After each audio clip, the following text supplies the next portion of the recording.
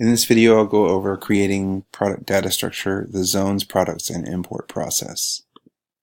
On the back-end dashboard, on the left-hand panel, you can see the zone names. Click on that and it'll bring up all the zone names that we're using currently. Every zone is associated with a zip code.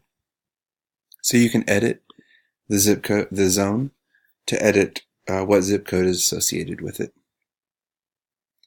This has the name of the zone, the zip code, and the zone zip code ID, which I believe is coming from Salesforce on the Texas dumpster side.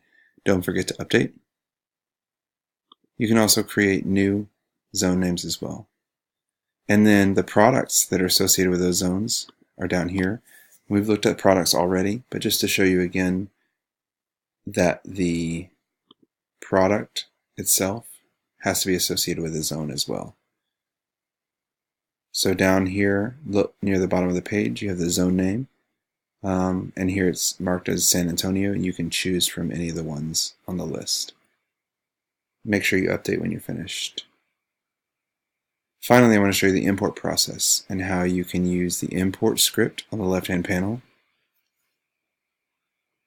to either bulk import zones or bulk import products. So you would choose one or the other, choose the CSV that you're wanting to upload, and then upload it, follow the prompts to import it.